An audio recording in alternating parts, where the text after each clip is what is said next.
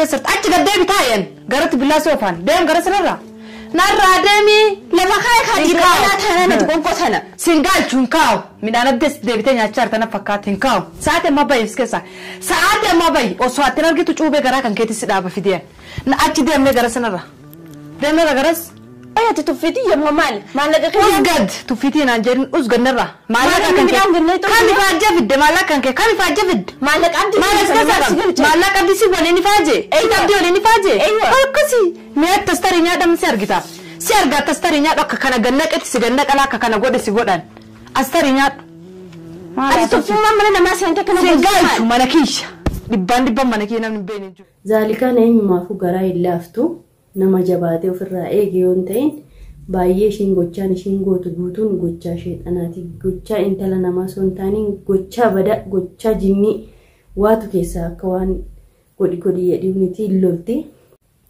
ani waan abdii kana keessa galuullee hin barbaadu dhugaa dubbatuudhaaf maaliif sababa abdiitiin waa hedduutu narra ga'e siniin kunuun beektanii sababa abdiitiif ammallee osoo karaa deemu of mir'ataa deema ni sodaadha namni keenya ka boolla waliif qotuu malee keerii walii yaadaa hin jiru argaa jirtanii kaawwal nyaata kaawwal makaawwan waan waliin godhin hin jiru kana dhee waan isin ibsu hedduun hin jiru waan hunda waan quba qabdanidha waan isin hafe yoo jiraate ga namoota algarra waliin ciisan malee biyya kana keessa waan isin hafe hin jiru innummoo ifa bahee kunoo kaana wajjin ciiseedha viidiyoo agarsiinaa waraabi jedha waan waliin hin jedhamin hin jiruuti ani kana keessa illee galuu hin barbaadu maraafiyyuu ani gaa abdii cinaa dhaabbatu jibbee yookiin immoo yaaduu fi dhiisee osoo hin ta'in waan abdii kana keessa hin galuu jedhee jala muree dhiisee jiraayyuu jechuudha garummoo isiniif ajajamuu jecha sinnaan jettan hordoftoonni keenya kabajaafuu waan namaan jedha namni kuni jedhee ani mucattii sanallee ijaanuun argine karuma namaatiin argadhee bilbila ishii dubbiseenii jira jechuudha.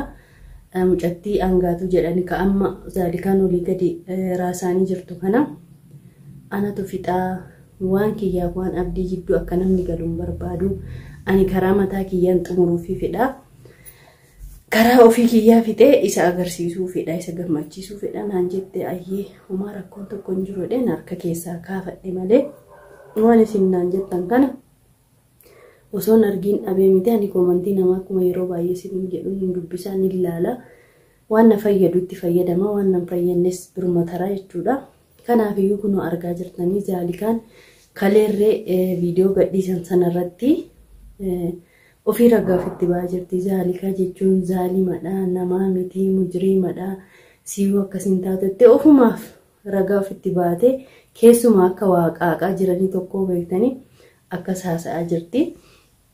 ammas immoo kan ishiin gochaa kun waan durgootuun ala miti waan haaraa miti kama baratamedha garuu mucattiin amma mana jirtu kunis jaanjoo wayitii jechuudha yoo dandeesse seera bira geessu yoo dadhabde immoo jalaa haftee namni akka gargaaru gochuudha itti aansee immoo zaalikaan eenyumaafuu garaa hin laaftu nama jabaatee ofirraa eege yoo hin ta'in baay'ee ishiin gochaan ishiin gootu guutuun gochaa sheexanaati gochaa intala namaa sontaaniin gochaa bada gochaa jinni waatu keessaa akka waan godhi jedhimniti lolti nyaata irratti wal loluu na usbillaa sheexan nyaanni takkaa bilchaate udaanuma taati maal faayidaani osoo itti dhiisanii waan akkasiillee walirra dalaguu baatee ilmi namaa afaan tokko haasa'ee osoo waliin jiraatu osoo wal beekuu osoo afaan tokko dubbatu hedduu nama qaaneffachiisa.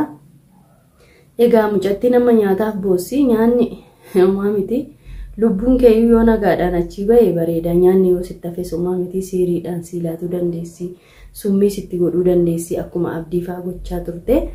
Kanaaf iyyuu ammaal jechuu barbaada yoo baafte baasiin mucaa yookiin immoo yoo hin baasiin baasuu hin danda'in immoo nama danda'utti dabarsii kennii jechuun ni barbaadan asirratti.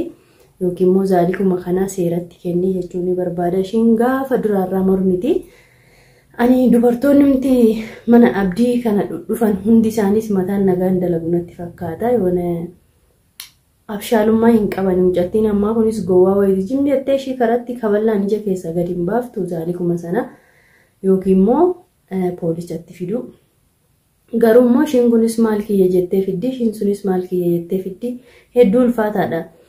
Nama kamuu caalammoo zaalikaa tamma dhageettii qaba jechuudha. Maaliif iyyuu aga tokko olii gaddeemtee waan olii gadi waa waan jaltuuf beekamtee argattee jirti jechuudha. Magaalaa kanatti iyyuu ani miskiinaa anumaan qaban akkasii jechuudhaani.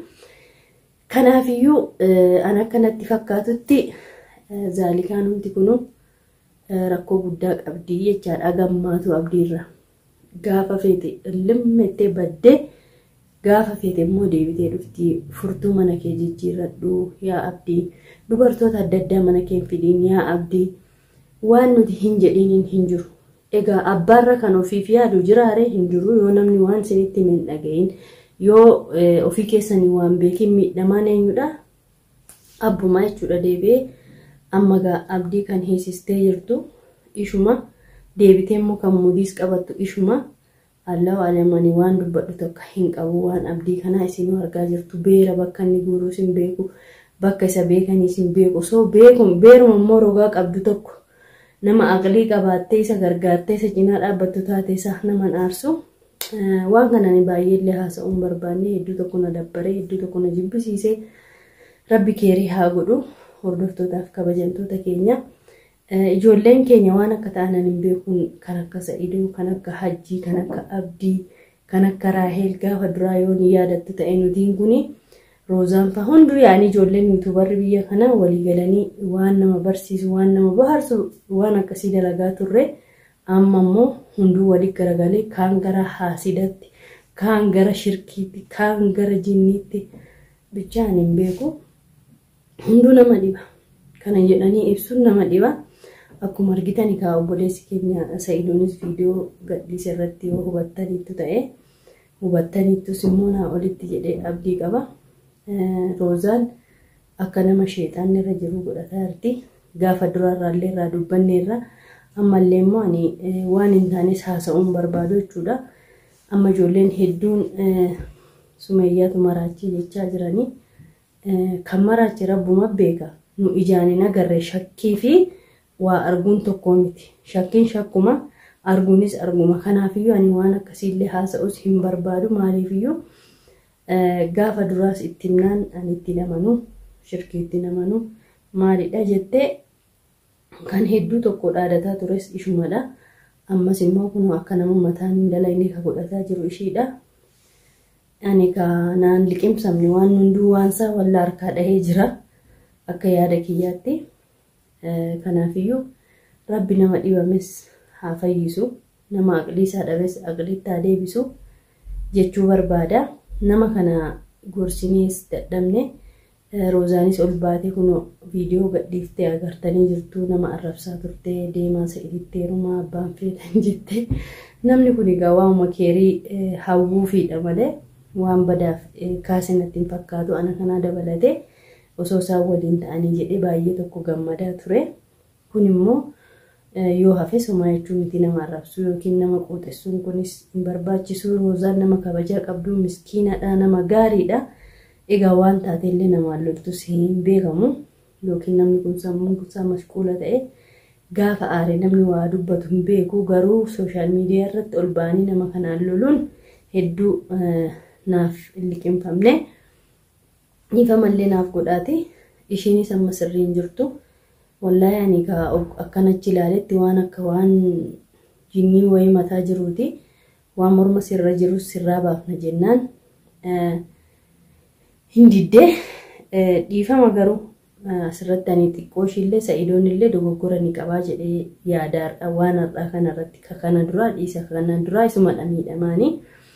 Aga feete balleessitu haadha manaasaa sana argatee aga waan dhugaa kan adda baafatutti ishiitu waatti godhe jechuun kun yaani xiqqoo ishinatti ulfaate. Maalis ta'u kan namni kun ega wal fuudhee wal sattaruun dirqamaa miti dura malee. Ani xiqqoo asirrattis dasnan jenne dhiifama naaf godhaa. Garuu nama kamiifuu jibbaa hin qabu. Kanas ta'e sana kaa rabbiin uummata akkana wal baxabbatu kanas takka godhee wal jaalachiisee wal amarsiisee siirii fi jinnii fi maalii kanallee rabbiin namumarraa haa balleessuu jechuu barbaadan. Wallaahi waan haasa'us hin beeku. Nama jibbisiisa bichaa. Inni ani viidiyoo har'aaf kanuma isiniif qabadhee dhufee yaadee yuun dhufne waanuma abdii kana xiqqoorraa dubbatu barbaade namoonni hedduun yaa waan koo waan jettaniif isin waan sinnaa jajjan ajajjii keessan diduuf osoo hin taane nu jidduu hin galiinii waan naan jetteef mucayyoon angaatuun sun agasheen dhumatti baaftutti hin laala garuu akka achi ilaalee argettan akka kiyyaatti qorritu wayitii abshaala miti. An dubartii Harargee jettee Harargeen qilxifinnaa ni qabani kanaafuu jabaadhu jechuun ni barbaada. Hunda keessaniifuu rabbiin haalaaffisuu isiniin jedha hordoftootaaf kabajamtoota kiyya kaanis jechan taane yoon fayyadamee na of kalchaa isiniin jedha. Hundi keessan bakka jirtanitti nageenyi kiyya isinaa qaqqabu biyya alaas biyya keessas warreen jirtan rabbiin yaada muraasdee keessan isiniif haa guutuu du'aa nuuf godha du'aa isiniif goona. Ana kana ammoo ispoonsaruma ta'a na diddanii yemanuma keessaa na baasaa hedduu na dabbaree jira wallahi hedduu na jibbisiisee jira. Mee namni duniyaa rabbiin kun isinitti gadhiisee asuma na baasaa isiniin jedha mee na fudhadhaa bakka bareedatti bakka hojjedhee akka fedhe bahee galutti jechuudha biyya kana taa'uun hedduu tokko nama jibbisiisa. Garuu alhamdulillah ka rabbiin nagaan haadhaaf abbaa kiyyarraa biyya kiyyarraa na baase nagaan immoo biyya ambaa kanarraas na baasu jedhee du'aa godhadha. Fayyaan egaa waan hunda caalti. Egaa viidiyoo biroon hanga walitti deebinutti nagaatti.